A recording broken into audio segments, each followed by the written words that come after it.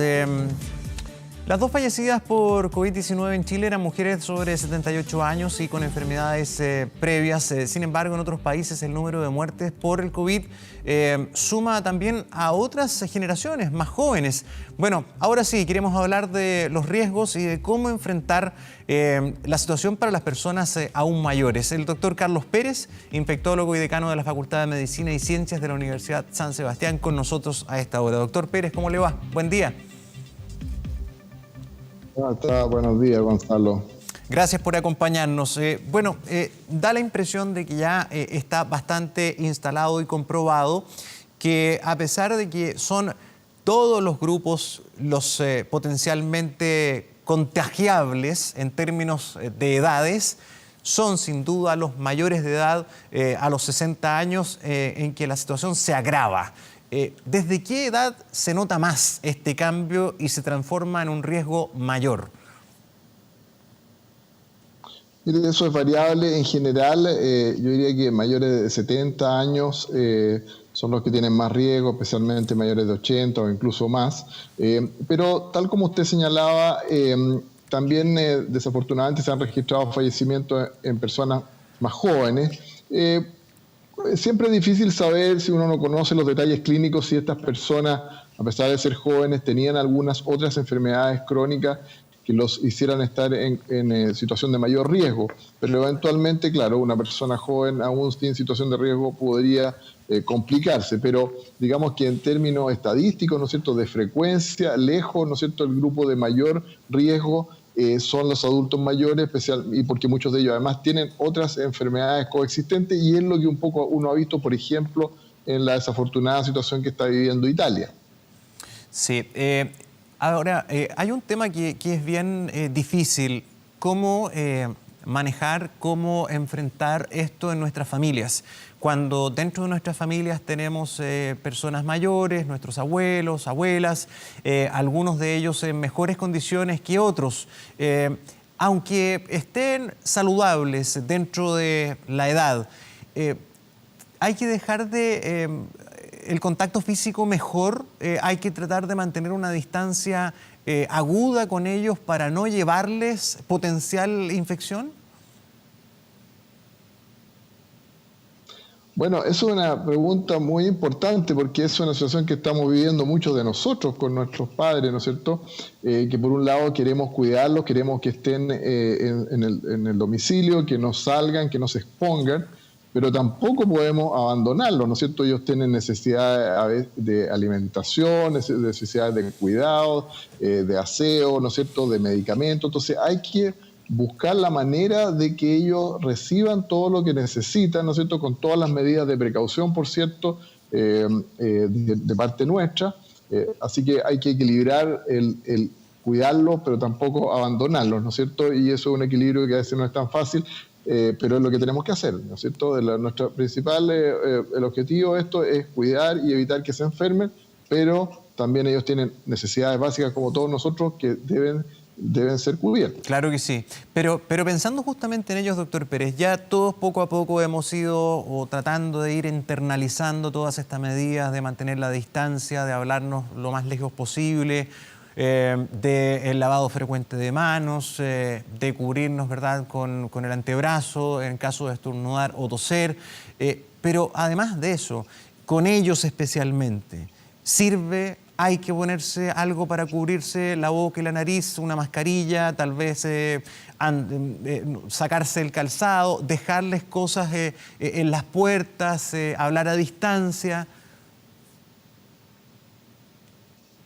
Sí, bueno, todas esas cosas que usted señala, uno tiene que ir viendo en cada caso qué es lo que corresponde, porque hay algunos de nuestros adultos mayores que son más dependientes, ¿no es cierto?, del apoyo y de la ayuda del resto de los familiares. Algunos de hecho viven junto con la familia, y en este caso, bueno, hay que tener mucho cuidado que ninguna persona con síntomas respiratorios se acerque a ellos, y de cualquier manera en la atención y en la ayuda que les prestemos debemos cuidar de lavar frecuentemente nuestras manos, y eventualmente, si es más bien son visitas que hacemos para ir a dejarle alimentos o ir a acompañarlo o ir a ayudarle en el aseo del domicilio, etcétera, probablemente si uno viene de la calle, asegurarse muy buen lavamanos y quizá mascarilla podría ayudar, aunque esto es bastante discutible si uno está asintomático.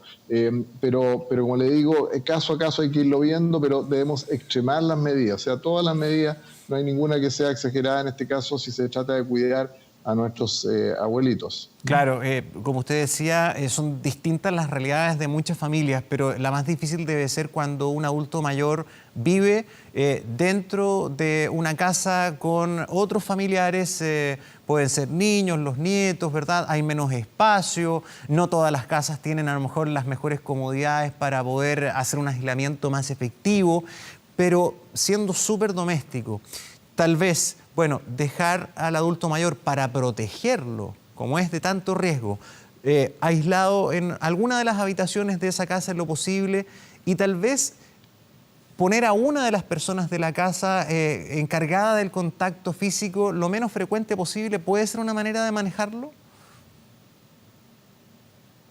Sí, la situación que usted señala probablemente es la de la mayoría de nuestros adultos mayores en Chile. Claro. La situación del adulto que vive solo, más independiente, etcétera, es menos frecuente. Entonces, en este caso sí puede ser que, no sé, depende de la realidad de cada familia, pero especialmente algunas personas más encargadas de ella y, como le digo, insistir y tener como un hábito en la casa, aseo permanente de la superficie, mantener todo lo más limpio posible y con frecuencia, lavarse frecuentemente las manos y insisto que cualquier persona que presente síntomas respiratorios no debe acercarse a esa persona y debe consultar tempranamente. Yo creo que cualquier medida no es exagerada en este caso porque realmente nuestros adultos mayores, si adquieren este virus, tienen más riesgo. ¿Por qué las personas con el sistema inmune, con enfermedades de base, quedan tan susceptibles a este virus en particular? ¿Qué las hace tan vulnerables y por qué las pone en tanto riesgo, doctor? Mire, ahí hay algunos aspectos más bien biológicos y técnicos. En la defensa contra los virus hay varios mecanismos que juegan.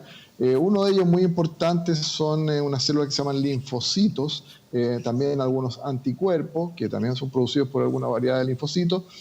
Y estos con la edad van teniendo menor actividad, se van poniendo un poquito más flojos, por así decirlo. Hay un concepto en medicina que se llama la inmunosenescencia, en que se va el sistema inmune, ¿no es cierto?, haciendo más débil y con una respuesta más pobre ante diferentes tipos de infecciones, especialmente la inmunidad que llamamos celular, está mediada por los linfocitos, que es la que nos defiende de los virus. Entonces, esa es una de las razones. Equivalente a esto es, por ejemplo, una persona que está recibiendo un tratamiento inmunosupresor, corticoides u otros medicamentos que también, para controlar la enfermedad que tiene, bajan la respuesta de inmunidad celular, de linfocitos, y eso también los predispone. Situaciones parecidas a lo mejor también ocurren con personas diabéticas, por ejemplo. Y está todo el otro grupo también de personas que tienen enfermedades cardíacas, enfermedades pulmonares, que los hacen mucho más susceptibles a que si adquieren el virus el cuadro sea más grave. Más allá de su inmunidad si está bien o está mal, ¿no es cierto? La condición de base estructural, por así decirlo, que tienen de pulmón, corazón, función cardíaca, también hace que si adquieren el virus el cuadro puede ser mucho más grave. Entonces es una gran diversidad de situaciones, pero volviendo al tema original de los adultos mayores, esta inmunosenescencia lo que los pone en mayor riesgo. De esta y otras infecciones, recordemos que también ellos tienen más riesgo de complicarse, por ejemplo, con el virus de influenza, por el virus respiratorio sincicial. Todos estos virus, ¿no es cierto?, que usan los mismos mecanismos de defensa, también pueden ser más graves en estas personas. Claro.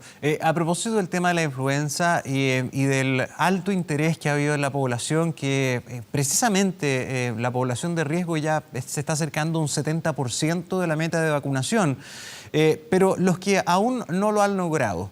¿Qué pasa, doctor, cuando un adulto mayor está con algún síntoma, por ejemplo, de romadizo, de resfrío? ¿Conviene esperar para vacunarse o más vale buscar la vacuna lo antes posible? Bueno, yo quiero decir en primer lugar que me alegro mucho que a un poco más de una semana del inicio de la campaña de vacunación, tengamos una cobertura que es cercana al 70%. Eso es notable, no lo habíamos visto nunca antes y eso es muy bueno. Y por lo tanto, con esa expectativa esperamos que lleguemos al 100% o al 110%, ojalá, o sea, se vacunen más personas todavía. Así que las personas que quedan por vacunarse, que lo sigan haciendo, ¿no es cierto? La única contraindicación formal es que alguien esté con un cuadro febril, ¿no es cierto? Y en este caso, si tiene un cuadro febril, debe ir a consultar para ver si se trata de COVID o de otra cosa.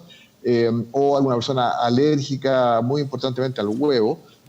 Pero otras contraindicaciones no hay, o sea, un resfrío menor o algún otro síntoma no es una contraindicación y deberían acudir, ojalá de una manera coordinada para evitar también aglomeraciones. Han estado vacunando algunos de estos adultos mayores a las casas. Hay ciertos números, ¿no es cierto?, que uno puede registrarse para no llegar a esta aglomeración. Así que ya que la cosa se ha tranquilizado un poco, busquemos una manera de hacerlo de manera segura también, pero ojalá lleguemos pronto al 100% de las personas de los grupos de riesgo que estén vacunadas. Claro que sí, doctor Pérez, muchas gracias por este contacto. Lo dejamos invitado, como siempre, a seguir colaborándonos en el canal 24 Horas, también con información que es súper relevante para toda la comunidad. Muchas gracias, a cuidarse. Buen día. Mucho gusto, gracias a ustedes. Hasta luego.